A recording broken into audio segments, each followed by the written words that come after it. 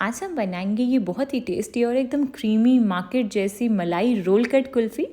देखने में तो आप देख ही रहे हो कि कितना क्रीमी टेक्सचर है इसका। खाने में ये बहुत ही ज़्यादा यमी बनती है और बनाने में भी बिल्कुल आसान है। कोई इसमें एक्स्ट्रा खोआ या फिर मावा यूज़ नहीं करेंगे, बट फिर भी टेक्सचर में और टेस्ट में बहुत ही ज़्यादा यमी बनती है ये। तो ज़रूर ट्राई करिएगा आप भी इस रेसिपी को, और अगर रेसिपी पसंद आए तो प्लीज़ वीडियो को लाइक कर दीजिएगा और मेरे चैनल को सब्सक्राइब करना ना भूलें। तो इस कुल्फ़ी को बनाने के लिए सबसे पहले हम लेंगे एक पैन और इसमें मैं डाल रही हूँ 1 लीटर दूध। और इसके लिए मैंने यहाँ पर ये फुल फैट और कच्चा दूध लिया है। अगर आपके पास उबला हुआ दूध हो ना तो वो भी यूज़ कर सकते हो आप, और उसके ऊपर की जो मलाई आ जाती है वो भी आप दूध के साथ ही डाल दीजिएगा। अच्छा, इसमें से आधा कप दूध मैं एक अलग कटोरी में निकाल रही हूँ, इसे हम बाद में यूज़ करेंगे। और बाकी के सारे दूध को डाल दो पैन में।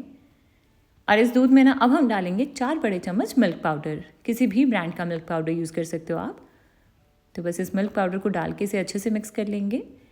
मिल्क पाउडर डालने से ना हमारी जो कुल्फ़ी है ये एकदम क्रीमी और दानेदार बनेगी। तो इसमें आपको कोई एक्स्ट्रा खोआ, मावा या फिर कोई कंडेंस मिल्क डालने की ज़रूरत नहीं है। तो बस इसे मैंने अच्छे से मिक्स कर लिया है। इस दूध को अब हम पका लेंगे। तो मीडियम हाई फ्लेम के ऊपर रखा मैंने इस दूध को। और इसी स्टेज के ऊपर ना अब हम इसमें थोड़े से और इंग्रेडिएंट्स ऐड कर लेंगे। तो अपनी इस कुल्फ़ी को एक्स्ट्रा क्रीमी और एकदम रिच बनाने के लिए ना मैं इसमें थोड़ी सी मलाई ऐड कर रही हूँ। ये दूध की मलाई है जो दूध के ऊपर आ जाती है जब हम उसे बॉईल करके रखते हैं। तो 2 बड़े चम्मच ये मलाई डाल दिया मैंने इसमें। मलाई डालना इसमें ऑप्शनल है, आप चाहो तो इसे स्किप भी कर सकते हो, फिर भी आपकी ये कुल्फ़ी उतनी ही क्रीमी और यमी बनेगी। और फ्लेवर के लिए मैं इसमें डाल रही हूँ आधा छोटा चम्मच इलायची पाउडर। तो इन सारी चीज़ों को मिक्स करेंगे और इस दूध को पहले हाई फ्लेम के ऊपर उबाल आने तक पका लेंगे। तो आप देख रहे हो कि दूध में अब उबाल आना शुरू हो गया है।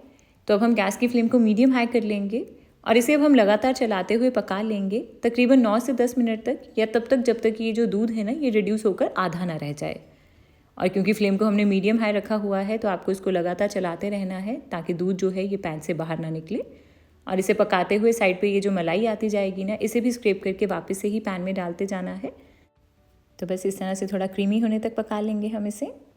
तो तकरीबन 9-10 मिनट तक पकाया मैंने इसे, और वैसे फ्लेम मीडियम हाई ही थी, बट कभी कभी मुझे लगा कि ये जो दूध है ये पैन से बाहर आ जाएगा, तो 1-2 सेकंड के लिए मैंने फ्लेम को लो भी किया था। और अब आप देख रहे हो कि दूध जो है ये रिड्यूस होकर थोड़ा आधा रह गया अपने वॉल्यूम में। तो हमें इसे इतना पका लेना है। तो बस दूध को इतना पकाने के बाद अब हम इसे रखेंगे एक साइड पर। और इसके बाद अब हम अपनी चीनी को कैरामलाइज़ करेंगे। तो इसके लिए एक सॉस पैन में मैं यहाँ ले रही हूँ ये 3/4 कप यानी कि 180 ग्राम चीनी। अगर आप बहुत तेज़ मीठा खाते हो तो आप इसमें 1 कप चीनी भी ले सकते हो। तो इस चीनी को ना अब हमें कैरामलाइज़ करना है। उसके लिए लो फ्लेम के ऊपर रखेंगे इसे, और अभी इसमें हमें चम्मच या स्पैचुला बिल्कुल भी नहीं लगाना है। बस इसी तरह से लो फ्लेम के ऊपर रखा रहने देंगे। थोड़ी देर में आप देखेंगे कि चीनी जो है ये इस तरह से हल्की हल्की सी मेल्ट होनी शुरू हो जाएगी।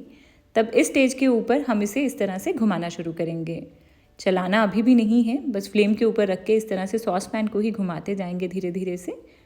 और इसी तरह से थोड़ी देर बाद जब आप देखोगे कि चीनी इतनी मेल्ट हो जाएगी, नीचे की चीनी अच्छे से कैरामलाइज भी हो गई है, गोल्डन कलर आ गया इसमें, तब हम इसे चलाना शुरू करेंगे। और इसे अब हम लो फ्लेम के ऊपर ही लगातार चलाते रहेंगे, तब तक पका लेंगे जब तक कि चीनी बिल्कुल अच्छे से मेल्ट ना हो जाए। और ये जो चीनी है ना ये बहुत ही जल्दी जलने लगती है, तो आप इसे ध्यान से पकाइएगा। तो कुछ ही देर में आप देख रहे हो कि चीनी बिल्कुल अच्छे से मेल्ट हो गई है, कैरामलाइज हो गई है ये। तो बस कैरामलाइज चीनी हो गई तैयार। अब हम साथ के साथ इसे हटाकर अपने इस गैस के ऊपर रखेंगे इस दूध को जो हमने पहले पका कर रखा था, और साथ के साथ ही इसमें डाल देंगे अपनी ये कैरामलाइज की हुई सारी की सारी चीनी। और इसे ध्यान से डालिएगा, जब आप डालोगे तो थोड़े बबल्स आ सकते हैं इसमें इस तरह से।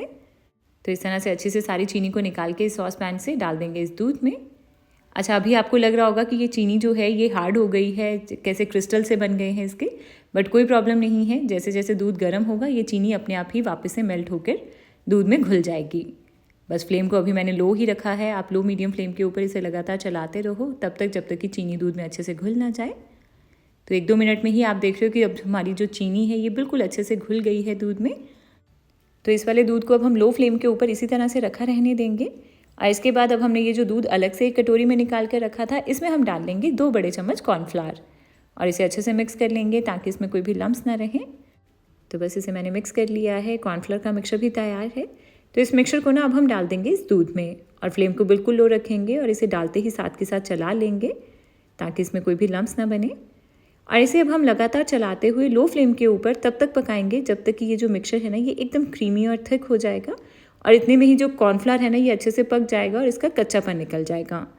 तो बस इसे लगातार चलाते रहिएगा ताकि इसमें लम्स ना बने और कॉर्नफ्लावर तले पर जाके बैठे नहीं।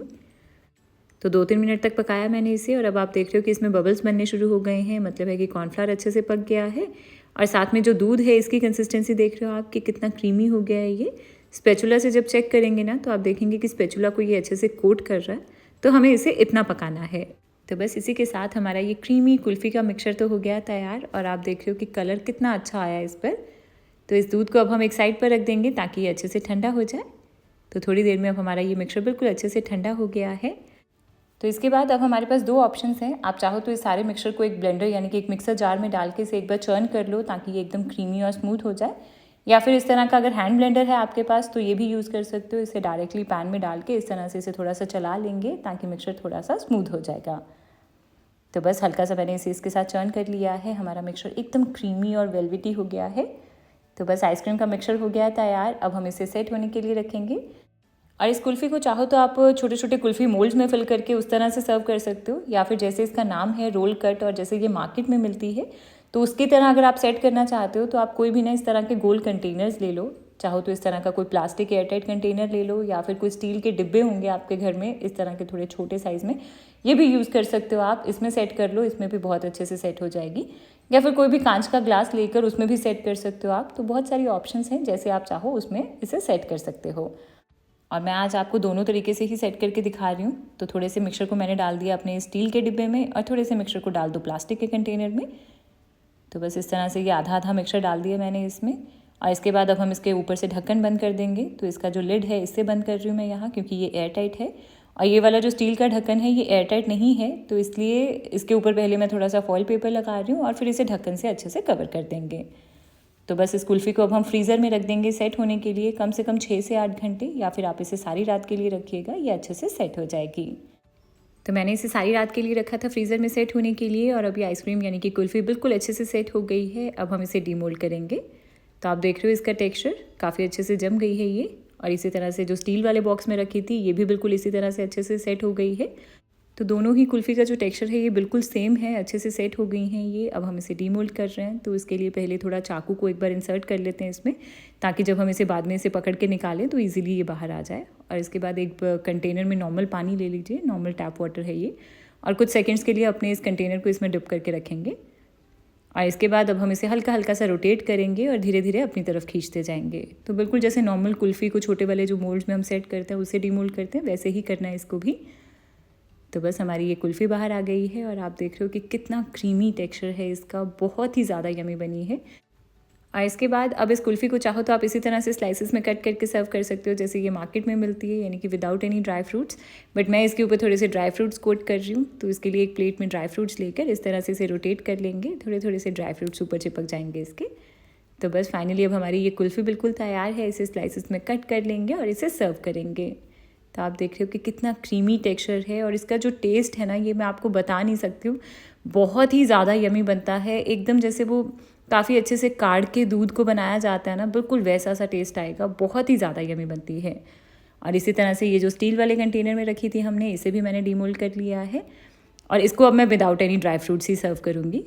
तो किसी भी तरह से आप इसे सर्व कर सकते हो। टेक्सचर में क्रीमी रहेगी और इतनी ज़्यादा यमी, एकदम मुँह में जैसे बस जाते ही घुल जाएगी, बहुत ही ज़्यादा यमी बनती है ये तो आप देख ही रहे हो कि टेक्सचर कितना अच्छा है इसका। तो ज़रूर ट्राई करो आप भी इस कुल्फ़ी को, बहुत ही आसान है बनाने में, और मेरे साथ अपना फीडबैक ज़रूर शेयर करिएगा। और मेरी ये सारी रेसिपीज़ जब भी आप ट्राई करते हैं तो इसकी पिक्चर्स क्लिक करके प्लीज़ मेरे साथ ज़रूर शेयर करिएगा मेरे इंस्टाग्राम पर, मुझे बहुत ही ज़्यादा अच्छा लगेगा।